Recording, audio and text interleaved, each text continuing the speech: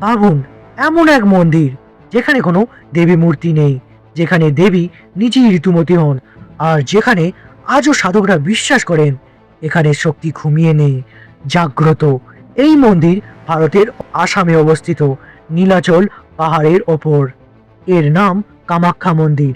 কিন্তু প্রশ্ন একটাই, এই মন্দির কে বানিয়েছিল? দেবতারা, রাজারা, নাকি তান্ত্রিক সাধকরা?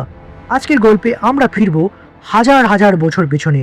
পৌরাণিক কাহিনী অনুযায়ী দক্ষ যজ্ঞের পর দেবী সতী আত্মবলিদান দেন। শোকগ্রস্ত শিব সতীর দেহ কাঁধে নিয়ে তাণ্ডব শুরু করেন। বিশ্ব ধ্বংসের হাত থেকে বাঁচাতে বিষ্ণু তার সুদর্শন চক্র দিয়ে সতীর দেহ খণ্ড খণ্ড করেন। বিশ্বাস করা হয় দেবী সতী যোনি বা গর্ভাংশ পড়ে এই নীলাচল পাহাড়ে।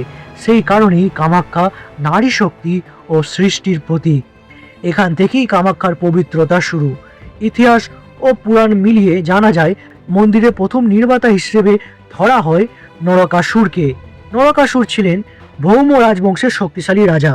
তিনি ছিলেন দেবী কামাখ্যার পরম ভক্ত। কিংবদন্তি বলে নরকাসুরই প্রথম কামাখ্যা দেবীর জন্য একটি উপাসনা স্থল তৈরি করেন, কিন্তু তার অহংকারী ডেকে আনল সর্বনাশ।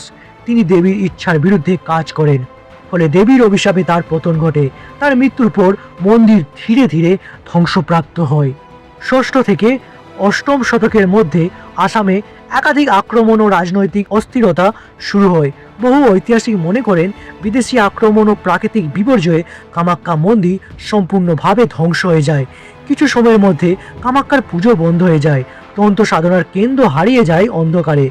কিন্তু শক্তিপীঠ কি সহজে মরে? না। 1565 খ্রিস্টাব্দে কোচ রাজবংশের শক্তিশালী শাসক মহারাজ নরনারায়ণ তার ভাই ও সেনাপতি চিলারাই যুদ্ধে আঘাতপ্রাপ্ত হন।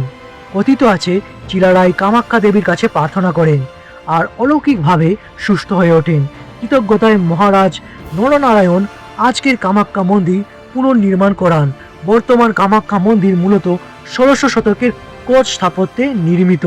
কামাখ্যা মন্দিরের গঠন অন্য সব মন্দিরের থেকে আলাদা। কোনো দেবী মূর্তি নেই, গর্ভগৃহে আছে প্রাকৃতিক জনি আকৃতির শিলা, সব সময় জলধারায় ভেজা থাকে। অম্বুবাচী মেলার সময় এই জল লালচে হয়ে যায়, যাকে দেবীর ঋতুস্রাব হিসেবে মানা হয়। বিজ্ঞান আজও পুরো ব্যাখ্যা দিতে পারেনি। কামাখ্যা শুধু মন্দির নয়, এটা তন্ত্র সাধনার রাজধানী। এখানে সাধনা করেছেন অঘরী, কাপালিক, বজ্রযান ত্রান্তিক, অতীতে পশুবলি, রক্ততন্ত্র, গোপন রাত্রিকালীন সাধনা, এসব ছিল কামাখ্যা ইতিহাসের অংশ। আজ অনেক কিছু বন্ধ, কিন্তু বিশ্বাস রয়ে গেছে। তাহলে প্রশ্নে ফিরি, কামাখ্যা মন্দির কে বানিয়েছিল? উত্তর এক লাইনে নয়। প্রথম রূপ নরকাসুর, ধ্বংস, সময় ও আক্রমণ। বর্তমান রূপ কোচ রাজা নরনারায়ণ। কিন্তু সত্যি বলতে কি, কামাখ্যা মন্দির মানুষ বানাননি, মানুষ শুধু আবিষ্কার করেছে, কারণ শক্তি এখানে আগে থেকেই ছিল। আপনি কি বিশ্বাস করেন কামাখ্যায় সত্যি অলৌকিক শক্তি আছে? কমেন্টে লিখুন আপনার মতামত। ভিডিওটা ভালো লেগে থাকলে লাইক করুন, আর এমন রহস্যময় ইতিহাস জানতে সাবস্ক্রাইব করুন মিস্ট্রি আর হিস্ট্রি চ্যানেলকে।